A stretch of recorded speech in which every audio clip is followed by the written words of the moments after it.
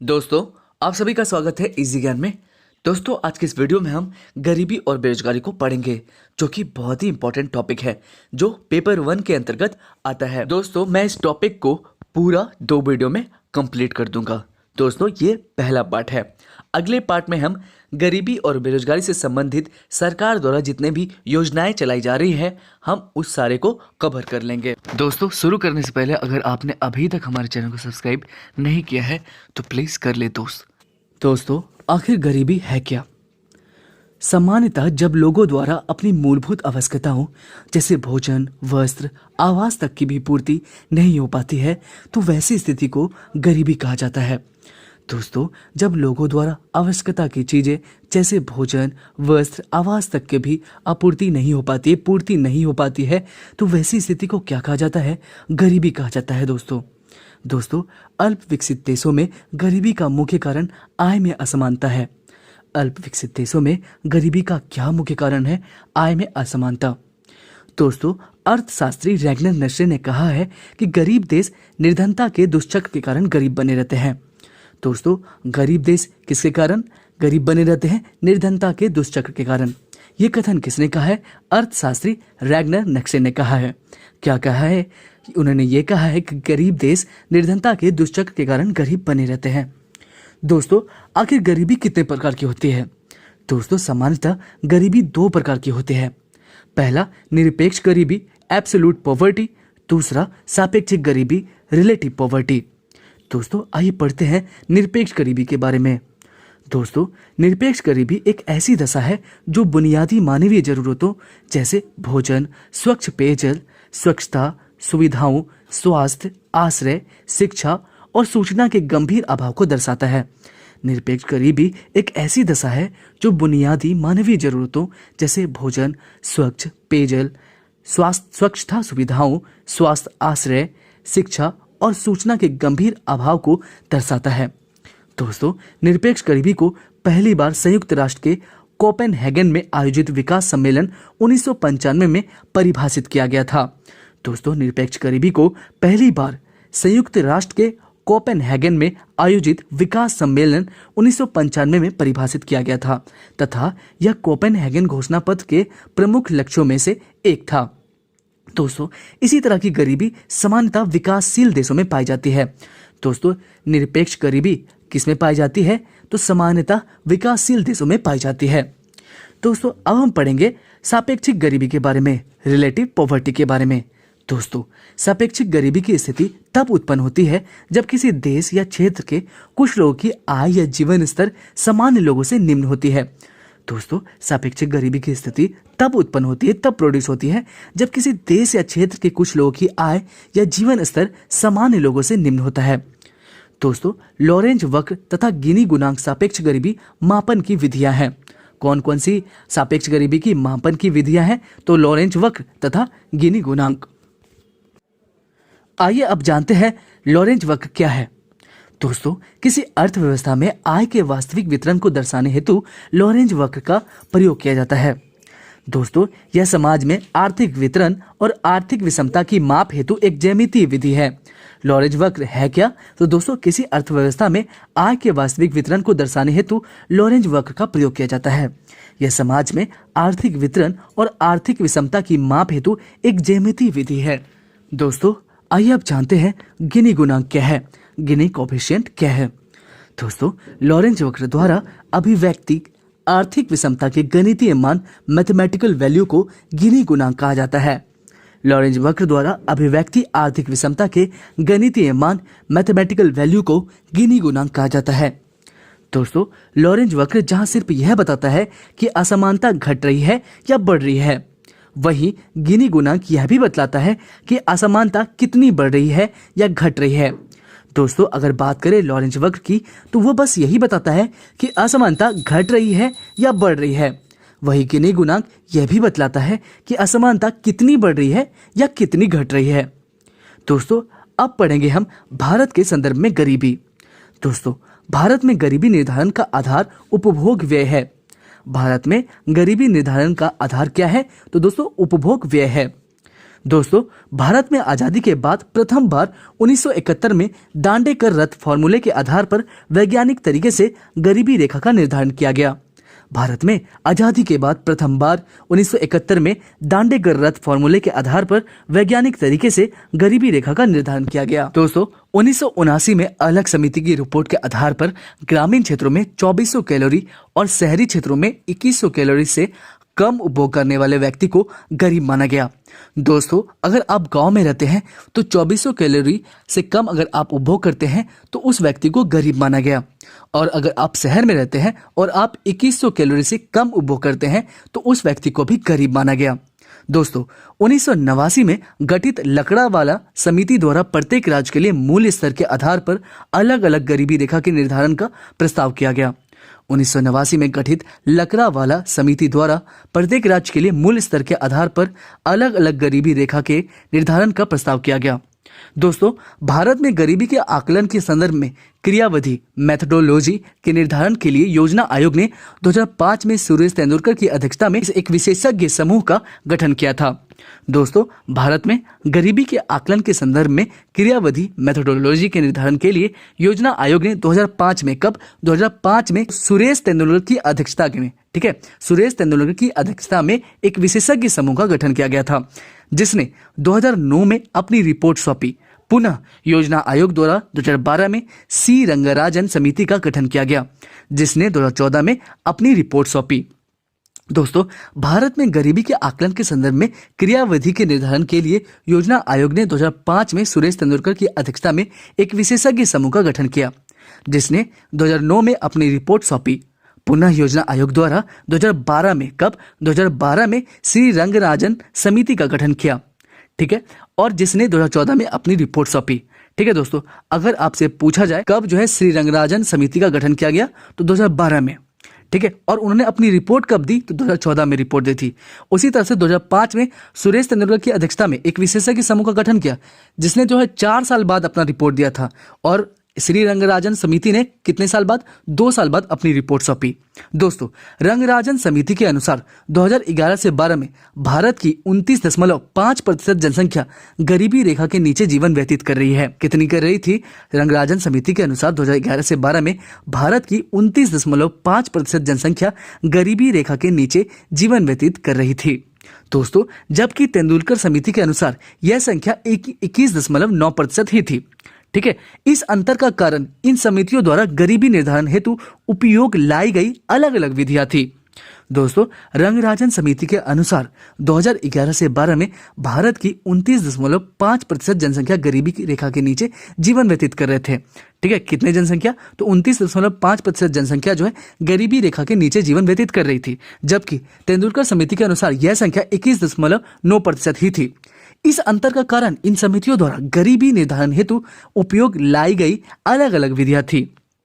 दोस्तों, राष्ट्रीय प्रतिदर्श सर्वेक्षण कार्यालय NSSO के 68वें दौरे के आंकड़े में 2011 से 12 के अनुसार भारत में छत्तीसगढ़ में सर्वाधिक निर्धनता अनुपात 39.39% है।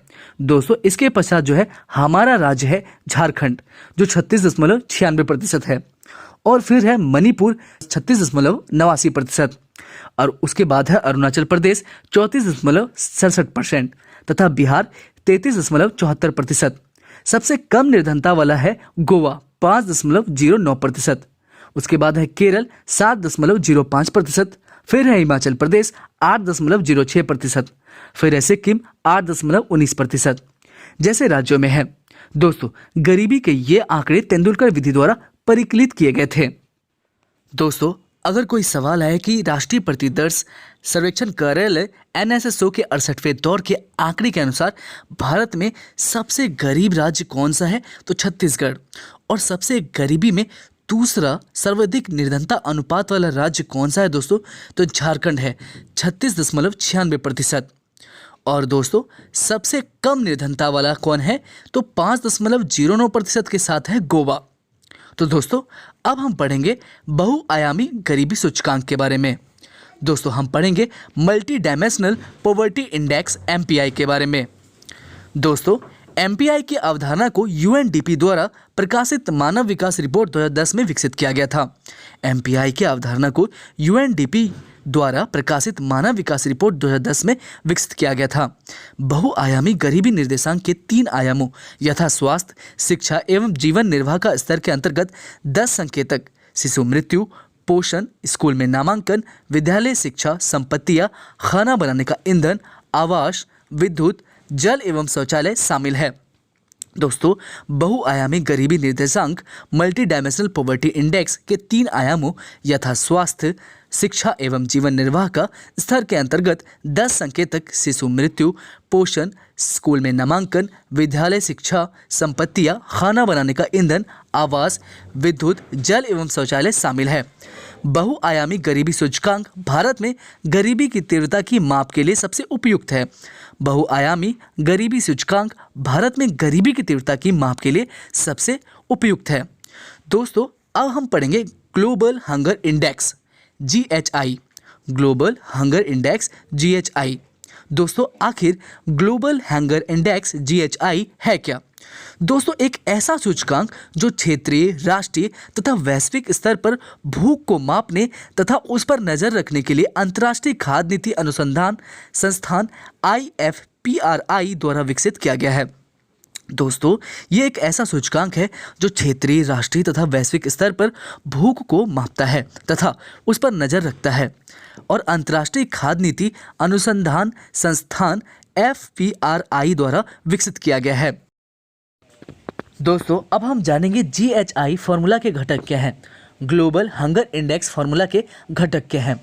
दोस्तों, पहला है लोगों में अल्प पोषण, दूसरा है चाइल्ड वेस्टिंग, 5 वर्षों से कम उम्र के बच्चे जिनका वजन उनकी लंबाई के हिसाब से कम है। पहला है लोगों में अल्प पोषण और दूसरा है 5 वर्षों से कम उम्र के बच्चे जिनका वजन उनकी लंबाई के हिसाब से कम है। तीसरा है चाइल्ड स्टंटिंग, 5 वर्षों से कम उम्र के बच्चे जिनकी लंबाई उनकी उम्र के हिसाब से कम है।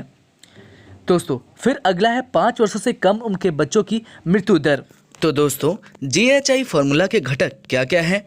पहला है लोगों में अल्प पोषण, दूसरा है 5 वर्षों से कम उम्र के बच्चे जिनकी वजन उनकी लंबाई के हिसाब से कम है, तीसरा है 5 वर्षों से कम उम्र के बच्चे जिनकी लंबाई उनकी उम्र के हिसाब से कम है, फिर है 5 वर्षों से कम उम्र के बच्चों की मृत्यु दर। दोस्तों, अब हम पढ़ेंगे निर्धनता रेखा के निर्धारण हेतु न्यूनतम उपभोग व्यय 2011 से 12। निर्धनता रेखा के निर्धारण हेतु न्यूनतम उपभोग व्यय 2011 से 12। पहला, रंगराजन समिति। दोस्तों, रंगराजन समिति के अनुसार शहरी क्षेत्र में 1407 रुपये प्रति माह थे, अर्थात 47 रुपये प्रतिदिन। शहरी क्षेत्र में रंगराजन समिति के अनुसार 1407 रुपये प्रति माह थे, अर्थात 47 रुपये प्रतिदिन, और ग्रामीण क्षेत्रों में 972 रुपये प्रति माह थे, अर्थात 32 रुपया प्रतिदिन। दोस्तों, ये जो है निर्धनता रेखा के निर्धारण हेतु न्यूनतम उपभोग व्यय है 2011 से 12 रंगराजन समिति के अनुसार। शहरी क्षेत्र में 1407 रुपये प्रति माह अर्थात 47 रुपये प्रतिदिन, और ग्रामीण क्षेत्र में 972 रुपये प्रति माह अर्थात 32 रुपये प्रतिदिन। दोस्तों, दूसरा है तेंदुलकर समिति। दोस्तों, तेंदुलकर समिति के अनुसार शहरी क्षेत्र में 1000 रुपये प्रति माह और 33 रुपये प्रतिदिन, और ग्रामीण क्षेत्र में 816 रुपये प्रति माह और 27 रुपये प्रतिदिन। दोस्तों, तेंदुलकर समिति के अनुसार शहरी क्षेत्र में 1000 रुपये प्रति माह अर्थात 33 रुपये प्रतिदिन, और ग्रामीण क्षेत्र में 816 रुपये प्रति माह अर्थात 27 रुपये प्रतिदिन। दोस्तों, अब हम एग्जाम के दृष्टिकोण से महत्वपूर्ण पॉइंट को पढ़ेंगे। Exam pointer. पहला, सुरेश तेंदुलकर समिति ने सिफारिश की है कि कैलोरी की खपत को गरीबी रेखा का मानदंड बनाने से परहेज करना होगा। सुरेश तेंदुलकर समिति ने सिफारिश की है कि कैलोरी की खपत को गरीबी रेखा का मानदंड बनाने से परहेज करना होगा। हमारा पहला पॉइंट है कि सुरेश तेंदुलकर समिति ने सिफारिश की है कि कैलोरी की खपत को गरीबी रेखा का मानदंड बनाने से परहेज करना होगा। दोस्तों, अगला पॉइंट है 8वीं पंचवर्षीय योजना में निर्धनता को पूर्णतः समाप्त करने का लक्ष्य रखा गया था। तो दोस्तों, किस पंचवर्षीय योजना में निर्धनता को पूर्णतः समाप्त करने का लक्ष्य रखा गया था? तो 8वीं पंचवर्षीय योजना में निर्धनता को पूर्णतः समाप्त करने का लक्ष्य रखा गया था। दोस्तों अगला पॉइंट है गरीबी हटाओ का नारा इंदिरा गांधी द्वारा वर्ष 1971 में दिया गया था। गरीबी हटाओ का नारा इंदिरा गांधी द्वारा वर्ष 1971 में दिया गया था। दोस्तों आपसे पूछा जा सकता है कि गरीबी हटाओ का नारा किसने दिया था और कब दिया था। तो दोस्तों गरीबी हटाओ का नारा इंदिरा गांधी द्वारा दिया गया था वर्ष 1971 में। दोस्तों जिसे पांचवी पंचवर्षीय योजना 1974 से 78 के मुख्य लक्ष्य के रूप में शामिल किया गया था। दोस्तों जिसे पांचवी पंचवर्षीय योजना 1974 से 78 के मुख्य लक्ष्य के रूप में शामिल किया गया था। दोस्तों अगला बहुत ही इंपॉर्टेंट पॉइंट है कि निर्धनता के निर्धारण हेतु योजना आयोग ने लकड़ावाला समिति का गठन क्रमशः 1989 में समिति का गठन और 1993 में रिपोर्ट प्रस्तुत किया था। दोस्तों निर्धनता के निर्धारण हेतु योजना आयोग ने लकड़ावाला समिति का गठन क्रमशः 1989 में समिति का गठन किया था। लकड़ावाला समिति का गठन जो है 1989 में किया था और 1993 में उसके 4 साल बाद रिपोर्ट प्रस्तुत की थी और 9वीं पंचवर्षीय योजना में निर्धनता की माप के लिए रिपोर्ट को स्वीकार किया गया था। दोस्तों 9वीं पंचवर्षीय योजना में निर्धनता की माप के लिए रिपोर्ट को स्वीकार किया गया था, एक्सेप्ट किया गया था। दोस्तों अगला मोस्ट इंपॉर्टेंट पॉइंट है कि तेंदुलकर समिति ने 2009 से 10 तथा 2011 से 12 में प्रति व्यक्ति मासिक उपभोग व्यय के आधार पर निर्धनता रेखा का आकलन किया था। दोस्तों तेंदुलकर समिति ने 2009 से 10 तथा 2011 से 12 में प्रति व्यक्ति मासिक उपभोग व्यय के आधार पर निर्धनता रेखा का आकलन किया था। दोस्तों आपसे ये पूछा जा सकता है कि तेंदुलकर समिति ने 2009 से 10 तथा 2011 से 12 में किसके आधार पर निर्धनता रेखा का आकलन किया था। तो दोस्तों प्रति व्यक्ति मासिक उपभोग व्यय के आधार पर। दोस्तों अगला हमारा मोस्ट इंपॉर्टेंट पॉइंट है कि अखिल भारतीय स्तर पर तेंदुलकर समिति ने 2011 से 12 में ग्रामीण तथा शहरी क्षेत्रों में क्रमशः 816 रुपये एवं 1000 रुपये प्रति व्यक्ति माह व्यय को निर्धनता रेखा की पहचान के लिए निर्धारण किया था। दोस्तों अखिल भारतीय स्तर पर तेंदुलकर समिति ने 2011 से 12 में ग्रामीण तथा शहरी क्षेत्रों में क्रमशः 816 रुपये एवं 1000 रुपये प्रति व्यक्ति माह व्यय को निर्धनता रेखा की पहचान के लिए निर्धारण किया था। दोस्तों वही रंगराजन समिति के अनुसार सर्वाधिक तथा न्यूनतम ग्रामीण उपभोग व्यय वर्ष 2011 से 12 क्रमशः दिल्ली 149.46 तथा उड़ीसा 876.42 राज्यों का था।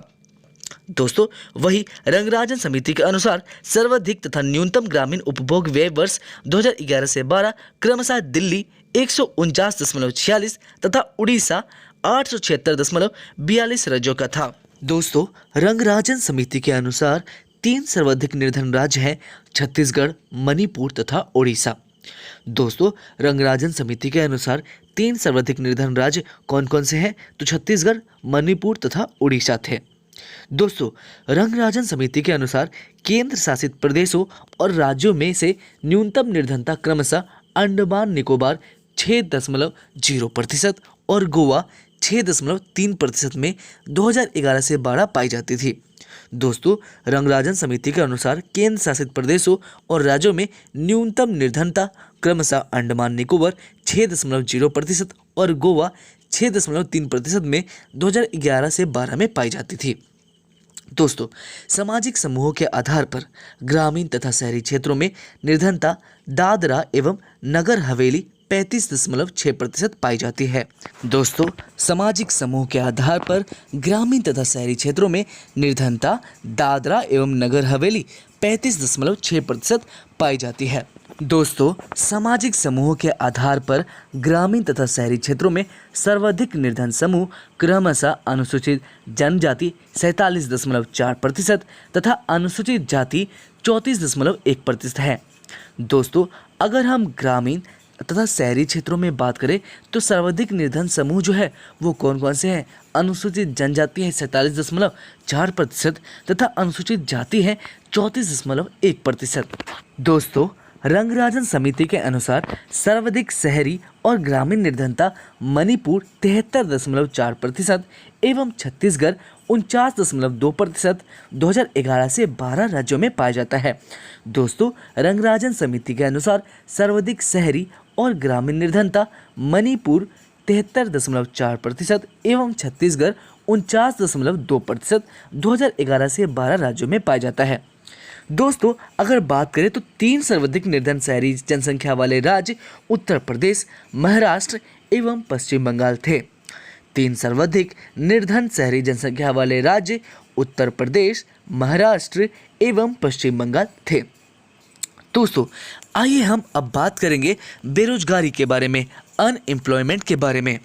दोस्तों सामान्य रूप से बेरोजगारी का आशय उत्पादन कार्य में ना लगा होना है। सामान्य रूप से बेरोजगारी का आशय उत्पादन कार्य में ना लगा होना है, परंतु केवल कार्यहीनता से या अप्रयुक्त श्रम शक्ति की मात्रा से ही बेरोजगारी को नहीं मापा जा सकता। केवल कार्यहीनता से या अप्रयुक्त श्रम शक्ति की मात्रा से ही बेरोजगारी को नहीं मापा जा सकता है, क्योंकि यह गैर रोजगार की अवस्था भी हो सकता है। वर्तमान समाज में ऐसे ही लोग हैं जिनसे अपनी आजीविका कमाने के लिए कार्य की आशा नहीं की जा सकती। दोस्तों सामान्य रूप से बेरोजगारी का आशय उत्पादन कार्य में न लगा होना है, परंतु केवल कार्यहीनता से या अप्रयुक्त श्रम शक्ति की मात्रा से ही बेरोजगारी को नहीं मापा जा सकता, क्योंकि यह गैर रोजगार की अवस्था भी हो सकता है। वर्तमान समाज में ऐसे ही लोग हैं जिनसे अपनी आजीविका कमाने के लिए कार्य की आशा नहीं की जाती है। दोस्तों अब हम पढ़ेंगे ऐच्छिक बेरोजगारी, वॉलंटरी अनएम्प्लॉयमेंट। दोस्तों जब श्रमिक कोई भी उत्पादन कार्य करना ही ना चाहता हो या उनका रोजगार प्राप्त करने का कोई इच्छा ही ना हो, अथवा वे प्रचलित मजदूरी पर काम ना चाहते हो और इसलिए वे बेरोजगार हो, तो ऐसे श्रमिकों को ऐच्छिक बेरोजगार कहा जाएगा।